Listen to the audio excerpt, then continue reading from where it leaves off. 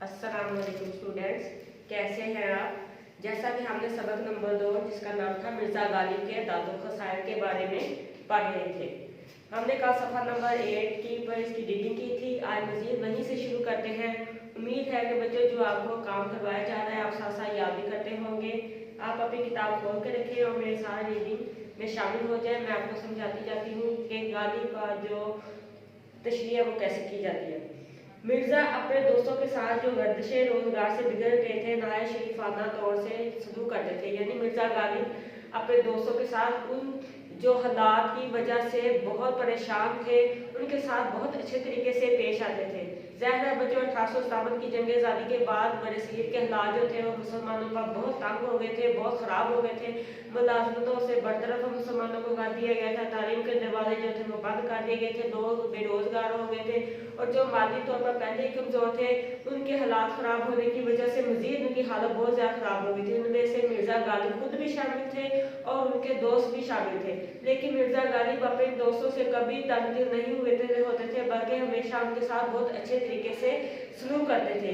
दिल्ली के अमायद में से एक साहब मिर्ज़ा के जो दिल्ली दोस्त थे, दिल्ली के मोअज़्ज़िज़ीन जो इज्जतदार लोग थे उनमें से एक मिर्ज़ा के जो बड़े जिगरी दोस्त थे, जिगरी यार थे।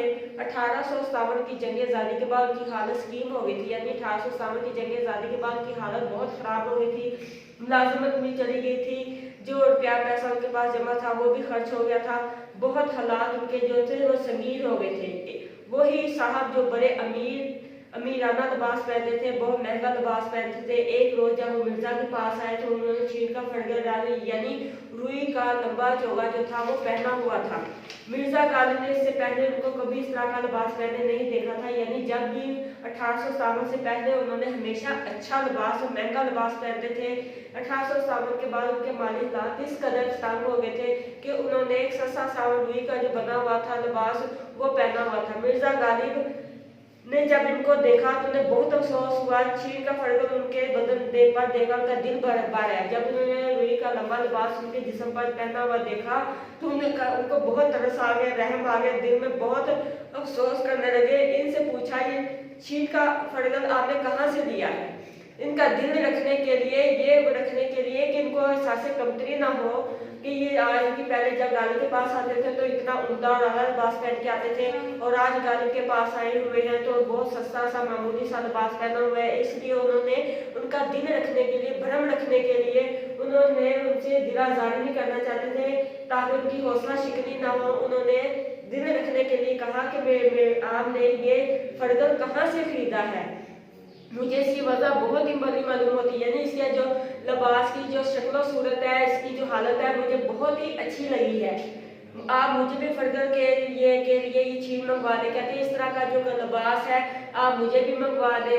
ज़ाहिर है वो दोस्त के गालिब के शौक को भी जानते थे, इसलिए उन्होंने समझा शायद गालिब को वाकई ही मेरा वो लिबास बहुत पसंद आया, उनको दिली खुशी होगी। चले जो मैंने पहना हुआ है वो लिबास जो है वो बहुत अच्छा है, गालिब को पसंद है। इससे उनके दिल में सांसें कंपनी भी नहीं पैदा हुआ। असल में गालिब जो थे वो उनको महसूस नहीं होने देते थे कि तुम्हारे कल तुम क्या थे और आज तुम्हारी हालत जो है वो क्या हो गया। उन्होंने कहा ये फड़गर आज ही बनकर आया, यानी ये लिबास जो है, ये रुई का लिबास जो है वो आज ही सिलकर आया है, आज ही बनकर आया है, मैंने इसी वक्त तो पहना है। अगर आपको ये पसंद हो तो आप ले लें। कहते ये आज ही बनकर आया है और आज ही मैंने पहले दिन इसको पहना है। अगर आपको ये पसंद है तो आप ये दे सकते हैं।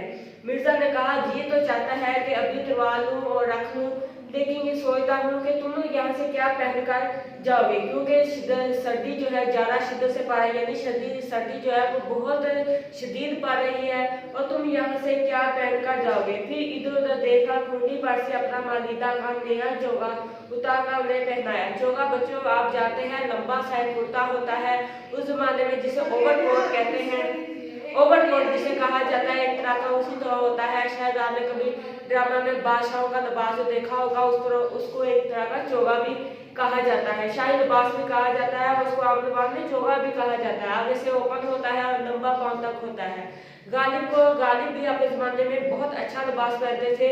उन्होंने अपना जब लिबास की कोटी पर यानी कोने में पर लटके हुए देखा तो उन्होंने वो उतार कर उस साहब को दे दिया और उनसे वो लिबास उतरवा लिया।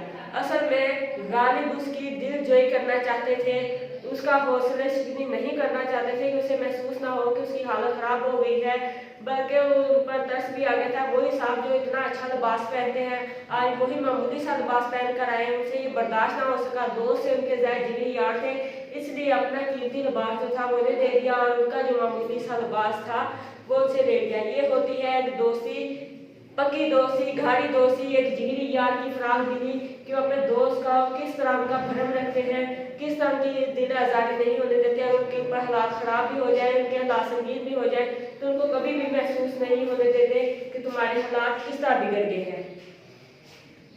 ज़राफ़त मज़ाक में इस कदर थी कि आपको हैवान ज़रनाती की बजाय हैवान ज़रीफ़ कहा जाए तो बजा है। मिर्ज़ा गालिब जहाँ बहुत अच्छे शायर थे, वहाँ ज़राफ़त में भी अपना कमाल आप ही रखते थे। हंसी मजाक तो उनकी फितरत में शामिल थी। लोगों को हंसे हंसाने वाला काम भी कर लेते थे, इसलिए अब कहते हैं अगर आपको बोलने वाला जानवर की बजाय हंसी मजाक करने वाला कहा जाए तो वो ज़्यादा बेहतर है। यानी आप कहते तो थे, लेकिन इसके साथ साथ अगर आपको हंसी मजाक करने वाला, मजाक करने वाला भी कहा जाए तो वो ज़्यादा बेहतर है। एक दफ़ा जब रमज़ान मुबारक गुजर चुका तो किले में गए। किला आपको पता है बादशाहों का होता है, बादशाह वहाँ पे अपना दरबार लगाते हैं, बड़ी बड़ी सराय इसकी बनी होती है, बड़ा बड़ा किले बने होते हैं। बादशाह ने कहा, मिर्जा तुमने कितने रोजे रखे? मिर्जा से बादशाह ने पूछा कि मिर्जा तुमने कितने रोजे रखे? अर्ज किया पीरो मुर्शद एक नहीं रखा। अब मजाक की बात है, इसमें 2 पॉइंट आ जाते हैं, यानी एक रोजा नहीं रखा, बाकी 28 या 29 रोजे मैंने रख लिए। दूसरा पॉइंट इसका यह भी निकलता है कि मैंने एक भी रोजा नहीं रखा।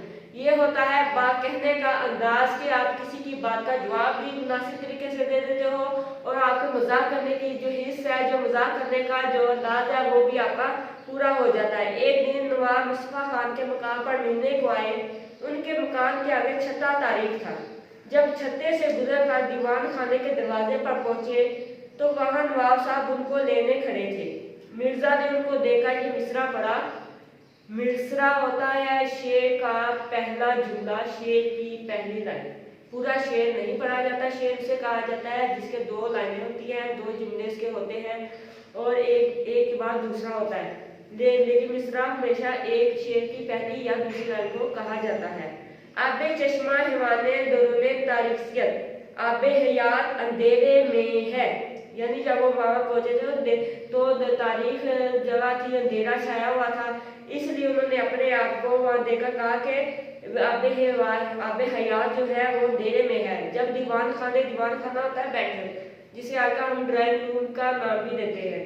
जब दीवान खाने में पहुंचे तो उनके दालान में बेसबा मशरकी रवैया होने के धूप बड़ी हुई थी। यानी उस बैठक का रूम जो था, उस सहन का जो रूम था वो मशरिक की तरफ था, इसलिए उभरता हुआ सूरज जब भी सूरज निकलता था तो उसकी शुआएं, उसकी धूप इस कमरे को रोशन कर देती थी। मिर्जा ने वहाँ ये मिसरा पढ़ा। पहले मिसरे को मुकम्मल करने के लिए मिर्जा ने भी उनका ये जवाब दिया, ए खाना हमारे आफ्ताबे अस्तर, ये घर तो सारे का सारा सूरज है। जब उन्होंने कहा था दीवान से, तो नवाब साहब ने कि यहाँ पे जो है अंधेरे आबे हयात अंधेरे में है, तो मिर्जा ने भी जवाब उनका किस अंदाज में दिया, बड़े मज़ाही अंदाज में, ये घर तो सारे का सारा सूरज है। सूरज की रोशनी की वजह से कमरा क्योंकि रोशन था, इसलिए उन्होंने मजाक में भी ये कह दिया, ये घर सारे का सारा सूरज है। एक सोबत में मिर्जा मीर तकी की तारीफ कर रहे थे। सोबत कहते हैं जब साथी मिलकर बैठते हैं, एक दूसरे की कंपनी में बैठते हैं, वहाँ पे ज़ाहिर पहले ज़माने में मुशायरे होते थे, शायर हज़रात मिलकर बैठते थे तो मजाक में एक दूसरे पर तनकीद भी करते थे और इस तरह अशार की सलाह भी हो जाती थी और उर्दू ज़बान को फ़रोग भी मिल जाता था। एक सोबत में मिर्जा मीर तकी मीर कौन है? मीर तकी मीर उर्दू गज़ल का बादशाह है। खुदाई सुखन भी ने कहा जाता है और गज़ल का बादशाह भी उन्हें कहा जाता है। मीर तकी मीर की तारीफ कर रहे थे शेख इब्राहिम ज़ौक़। शेख इब्राहिम ज़ौक़ पूरा नाम है, ज़ौक़ उनका तखल्लुस है। शेख इब्राहिम ज़ौक़ भी वहाँ मौजूद थे। उन्होंने सौदा का कौन है? रफ़ी सौदा। उन्होंने सौदा को मीर पर तरजीह दी। मिर्जा ने कहा मैं तो तुमको मीरी समझता हूँ, मगर अब मालूम हुआ कि आप सौदाई हैं। यानी उन्होंने जब सौदा को मीर पर तरजीह दी तो मिर्जा ने मजाक से कहा, मैं तो समझता था कि तुम मीर तकी मीर के दीवाने हो, मीर तकी मीर को ज्यादा पसंद करते हो। अब तो पता चला कि तुम सौदा के जो सुदाई हो, उसके मदाह हो, तारीफ करने वाले हो, उसके दीवाने, यानी तुम मीर की बजाय तुम सौदा को ज्यादा तरजीह देते हो, सौदा की शायरी को ज्यादा पसंद करते हो। ये था बच्चों एक मजाक करने का तरीका कि मिर्जा गालिब की शायरी में जो मजाहियापन पाया जाता है, एक तो उसमें हंसने हंसाने का काम भी होता है और दूसरा इससे किसी की दिल आजारी भी नहीं होती। उनके बात करने का तरीका कार ही ऐसा है वो कि हंस हंसाकर अपनी बात जो है वो लोगों तक पहुंचा भी देते हैं और लोगों के चेहरों पर हंसी भी आ जाती है। ये कमाल भी शायद किसी शायर को हासिल होता है, ऐसा नहीं होता। लेकिन गालिब का कहते हैं ना अंदाज़े बयान ही और है। गालिब अपने दौर का एक बहुत अजीम और क्लासिकल दौर का एक अजीम शायर गुजरा है। बावजूद ये कि मिर्जा की आमदनी और मकदूर बहुत कम था, मगर खुददारी व हिफ्ज़-ए-गुज़ा को वो कभी हाथ से न जाने देते। अगरचे मिर्जा की आमदनी जो थी वो बहुत कम थी, लेकिन खुददारी जो थी वो उनके अंदर बहुत ज्यादा पाई जाती थी। हालांकि उनके हालात इतने ज्यादा खराब हो गए थे कि कभी एक ऐसा भी वक्त आ गया था कि अपने दोस्तों को खत का जवाब लिखने के लिए उनके पास पैसे भी नहीं होते थे। और वो क्या करते थे कि पुराने जमाने में किताबें कापियां जो उनके पास पड़ी होती थी वो उनको तलाश करते रहते थे। वहां से वो खाली सफा मिल जाता था तो वहां से उतार कर उसके ऊपर कलम भी नहीं होती थी उनके पास लिखने की, लेकिन तिनके का सहारा लेकर अपने दोस्तों का खत का जवाब जरूर देते थे। और ये कभी दोस्तों के ऊपर जाहिर नहीं होने देते थे कि मेरी माली हालात बहुत तंग हो चुके हैं, मेरे पास इतने भी पैसे नहीं है मैं खत लिखने के लिए सफा या स्याही खरीद सकूं। तो इसलिए दोस्तों को बहाना कर देते थे कि अभी मेरी पेंशन आने वाली है, आज ही पेंशन उम्मीद है कि पेंशन मिल जाएगी और मैं कागज सफा जो है वो खरीद लूंगा, स्याही भी खरीद लूंगा। कभी भी दिल बर्दाश्त नहीं हुए थे, ना दोस्तों पर कभी अपनी कमजोरी को कभी जाहिर किया। हमेशा अपने दोस्तों के खत का जवाब वो देना फर्ज अवलीन समझते थे। शहर के उमरा माहिदीन से बराबर की मुलाकात होती थी, कभी भी बाजार में पालकी के बगैर नहीं निकलते थे। पालकी कहते हैं डोली को। उस जमाने में शायद आपने बच्चों ड्रामे टीवी में देखा होगा कि डोली होती है जिसमें एक बादशाह जो है वो बैठ जाता है और उसको पकड़ने वाले चारों तरफ उसके जो डंडे लगे होते हैं वो पकड़ते हैं। इसके मुसाहिब या सिपाही जो होते हैं या दरबार जो होते हैं उसको पकड़कर लेकर जाते हैं।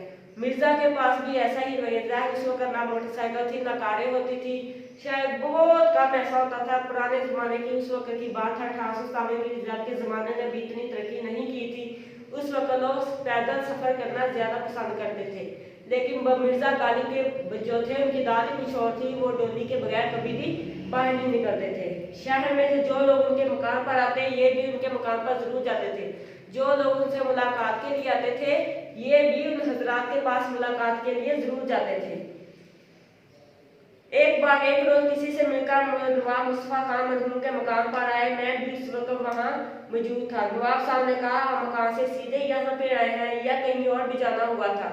मिर्जा साहब ने कहा मुझको फलां साहब का एक आना देना था। आना ये अब तो सिक्के हैं, उस वक्त एक सिक्का होता था। आने की भी उस वक्त बहुत कीमत जो थी वो कि आप समझ लें आने की भी बहुत कदर होती थी। आने की मदद से लोग बहुत सी चीजें खरीद लेते थे। मिर्जा गालिब कहते मिर्जा से किसी साहब ने पूछा कि आप मेरे पास ही सीधे आए हैं या किसी और के पास भी आप पहले गए थे। तो मिर्जा साहब ने कहा कि फलां शख्स का मुझे एक आना देना था, यानी मैंने किसी वक्त उनसे उधार लिया था और आज मेरे पास पैसे आ गए थे और मैंने उनका वो कर्ज जो था अदा करना था, इसलिए वो अदा करने के बाद वहां से निकल आया और सीधा आपके पास आ गया हूँ। एक दीवान फजलुल्लाह मरहूम चुरट में सवार मिर्जा साहब के मकान के पास से बगैर मिले गुजर गए। एक दिन जो उनके दोस्त थे जिनका नाम फजलुल्लाह, अब वो फौत हो चुके थे, मरहूम इसलिए लिखा जाता है उनके नाम के आगे क्योंकि वो फौत हो चुके थे, यानी वो बगी रथ कहते हैं। चुरट का मतलब था रथ या बगी। बगी भी आपने देखी होगी कि उसके आगे घोड़ा बंधा होता है और 4 पहियों वाली होती है, पर्दे लगे होते हैं और लोग उसमें बैठकर सवार होकर जाते हैं। अब तो सीधा शायद कहीं मिलती है, लेकिन पुराने जमाने में डोली और ये बगी का रिवाज आम था। वो साहब उस पर बैठकर मिर्जा गालिब के दरवाजे के पास से गुजर गए और उनसे मुलाकात न की। मिर्जा को जब मालूम हुआ तो उन्होंने एक रुका कहते खत को लिखा मजमून कि आज मुझको इस कदर नदामत हुई कि शर्म के मारे जमीन में गिरा जा रहा हूँ। कहते हैं उन्होंने जब पता चला कि फजलुल्लाह के दोस्त उनके घर के पास से सामने से गुजर के गए हैं, उनसे मुलाकात नहीं की, तो उन्होंने खत फौरन लिखा और इस खत में लिखा कि आज मुझको मालूम हुआ कि आप मुझसे मुलाकात नहीं करके गए, तो मैं शर्म से बहुत शर्मिंदा हो गया हूँ कि शायद मेरे अंदर कौन सी ऐसी बुराई है, कौन सी ऐसी बात मेरी है जो फजलुल्लाह को नापसंद गुजरी है और उन्होंने मेरे से मुलाकात करना भी दोबारा नहीं किया। इससे और ज्यादा क्या नलायकी हो सकती है? आप कभी ना कभी तो इस तरह से गुजरे और मैं इस्लाम को हाजिर ना हूँ, यानी इससे ज्यादा क्या मेरे अंदर कमजोरी हो सकती है? मैं किस कारण नाअहल हो सकता हूँ कि आप इधर से गुजरे और मैं आपको सलाम ना करूँ? जब ये दीवान जी के पास पहुंचा तो वो नहायत शर्मिंदा हुए और उसी वक्त गाड़ी में सवार होकर मिर्जा साहब से मिलने को आए। जब ये फौरन खातून ने फजलुल्लाह को मिला कि मिर्जा गालिब ने इस तरह उनके साथ गिला और शिकवा किया है, तो वो भी अपनी इस हरकत पर शर्मिंदा हो गए कि मैंने वाकई गलत किया है कि मिर्जा गालिब के घर के पास में गुजरा और उनको सलाम तक नहीं किया। उन्होंने फौरन खत पढ़कर फौरन अपनी बग्घी पर सवार हुए और फौरन मिर्जा गालिब को मिलने के लिए आ गए।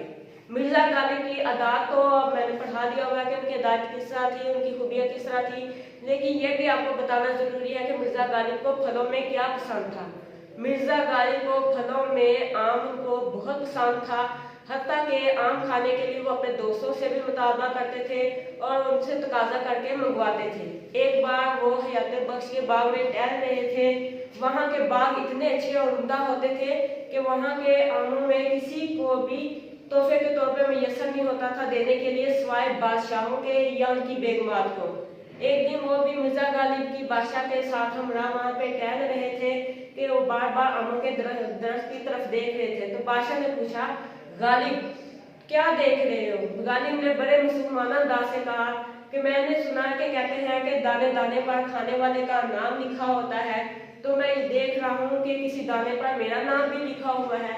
ये बात सुनकर बादशाह जो थे वो बहुत मुस्कुराए और उन्होंने उसी वक्त फौरन आमों की जो टोकरी थी और गालिब के घर पहुंचा दी। ये था मजाक करने का भी अंदाज। और मिर्जा गालिब को आम तो वैसे बहुत ज्यादा पसंद थे। कहते थे कि आम का मजा उस वक्त होता आता है जब आम जो है वो बहुत ज्यादा हो और मीठा भी हो। ये था वजह मौलाना अल्ताफ हुसैन खाली की किताब यादगार गालिब, उसमें से एक पॉइंट निकाला गया है मिर्जा गालिब के दातों खसाइल। उसमें मैंने आपको मिर्जा गालिब के दात और उनकी खूबियों के बारे में भी बता दिया। उम्मीद है कि जो पढ़ाया जाता है वो आपको समझ भी आ जाता है। इसके अलावा अल्फाज मानी भी हैं जो आपके लिखे हुए, जैसे हकीक का मतलब है मामूली और कमतर, दिल बहलाना, तरस आना यानी रहम आना, बजा हालत या शक्ल, जाड़ा, शदीद सर्दी, नजर करना, पेश कर देना, दे देना, हवाले कर देना, ज़राफत, मजाक, दीवान खाना, बैठक, सौदाई, दीवाना या मदाह, तारीफ करने वाला, मकदूर, ताकत, उमरा, नुमाइंदी, अमीर और मुअज़्ज़ज़ीन यानी इज्जतदार लोग, पालकी, ढोली, चुरत, रथ या बगी, नदामत, शर्मिंदगी, जमीन में गड़ जाना, शर्मिंदा होना। मिसरा शेर की पहली लाइन, दूसरी लाइन को भी मिसरा कहा जाता है।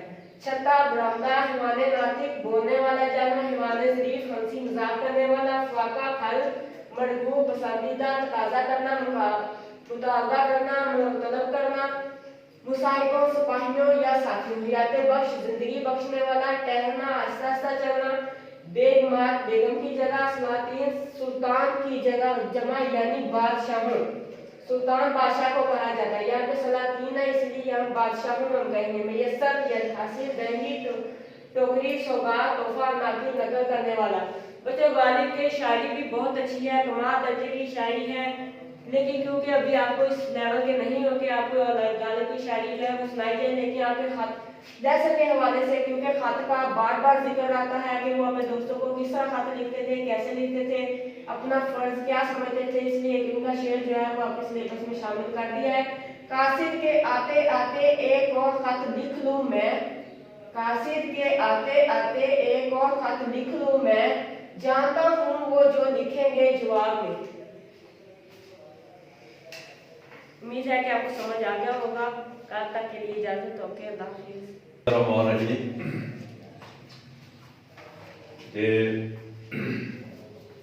लेसन हमने फर्स्ट लेसन शुरू किया था, the saviour of the Mankind.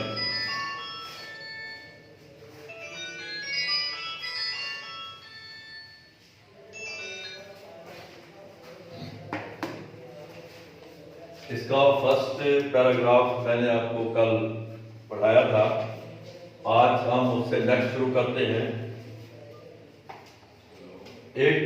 is no small wonder that Allah Almighty chose the Arabic language for His final dispensation and the perseverance of the world. In the 9th, in the 5th and 6th century, mankind stood on the verge of chaos. Seemed that the civilization, which had taken 4,000 years to grow, had started crumbling.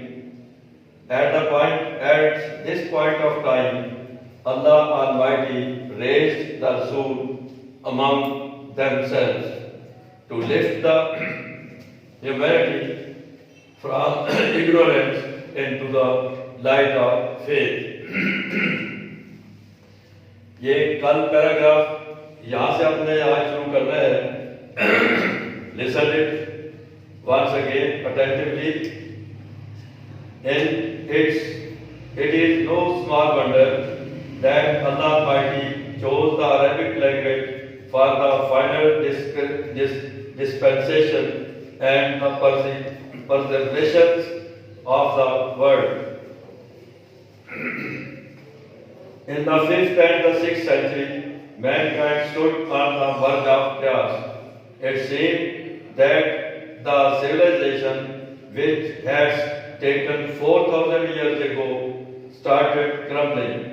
At this point in time, Allah Almighty raised Rasul among themselves to lift the humanity from the ignorance into the light of faith. It is no small wonder, इसमें हैरत की कोई बात नहीं. It is not so small wonder, इसमें हैरत की कोई बात नहीं, that Allah Almighty, कि अल्लाह ताला ने chose the Arabic language, अरबी ज़बान का इंतखाब किया from the Arabic language for the final dispensation, अपने आखिरी दीनी निज़ाम और उसकी हिफाजत के लिए अरबी ज़बान का इंतखाब किया. In the 5th and 6th centuries, 5वीं और 6वीं सदी में mankind stood on the verge of chaos. इंसानियत तबाही के दहाने पर खड़ी थी या इंतशार के दहाने पर खड़ी थी. It seemed यूं दिखाई देता था that the civilization which had taken 4,000 years to grow, वो तहजीब जिसने 4,000 साल पनपने में लिए थे या नमू हासिल करने के लिए थे, started crumbling, वो शिकस्त व रेत का शिकार शुरू हो गई या रेजा रेजा होना शुरू हो गई. At this point of time, वक्त इस घड़ी में अल्लाह अलमाइटी, अल्लाह ताला ने रेज रसूल, एक रसूल को पैदा किया अमंग themselves, उन्हीं में से एक रसूल को पैदा किया to lift the humanity, जिसने इंसानियत को उठाना था या बुलंद करना था from the ignorance into the light of faith, जिसने इंसानियत को जहालत से निकालकर ईमान की रोशनी में लाना था.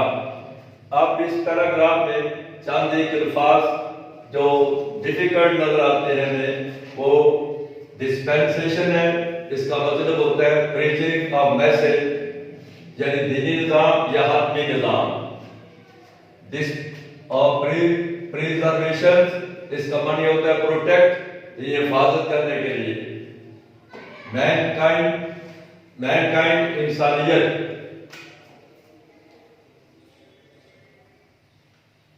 मैनकाइंड का मीनिंग है इंसानियत, और वर्ज इसका मानी होता है, इसका सिमिलर वर्ड एज भी है, किनारा या दहाना भी इस्तेमाल किया जा सकता है. क्यास का मानी होता है कन्फ्यूजन, यानी बदनज़मी, इंतशार या गड़बड़. सिविलाइजेशन का मानी है तहजीब. ग्रो का मानी होता है पनपना या नमू पाना या उगना. क्रम्बलिंग का मतलब होता है रेजा रेजा हो जाना या शिकस्त हो रेख. या इसको इंग्लिश का सिमिलर वर्ड हम ब्रेक इनटू पीसेस भी इस्तेमाल कर सकते हैं।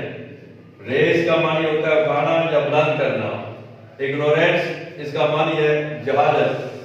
फेथ का मानी होता है ईमान। Listen once again, dispensation preaching of message, दीनी निजाम या इसको आदमी कलाम भी कहते हैं। प्रिजर्वेशन यानी प्रोटेक्ट हिफाजत करना। मैनकाइंड इंसानियत। वर्क का मानी एक्ट या किनारा। क्यास कंफ्यूजन बदनज़मी इंतशार गड़बड़। सिविलाइजेशन का मानी तहजीब। ग्रो इसका मानी पनपना नमू पाना या उगना। क्रम्बलिंग रेजा रेजा हो जाना शिकस्त हो रेख या ब्रेक इनटू पीसेस। रेस का मानी है उठाना या बुलंद करना। इग्नोरेंस मीन्स जहालत। फेथ का मानी होता है ईमान।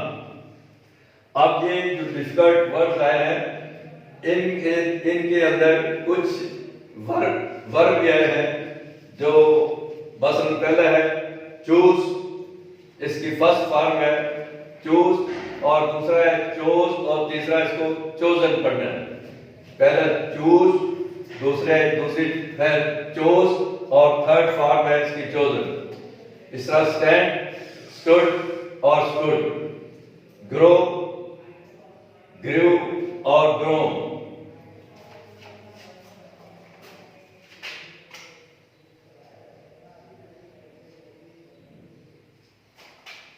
और इस पर स्पेंट और spend, take, took and taken. इसी तरह कुछ अल्फाज को हम अपने सेंटेंसेस में इस्तेमाल करते हैं ताकि आपको लफ्जों का इस्तेमाल भी समझ में आ जाए। मसलन चूज है लफ्ज चुनना। Choose the right path to lead pious life, यानी पाकीज़ा जिंदगी गुजारने के लिए हमें सही रास्ते का इंतखाब करना चाहिए। Century, the 20th century saw rapid changes in the world. Before the birth of the Rasul Sallallahu Alaihi Wasallam, the civilization stood on the verge of chaos.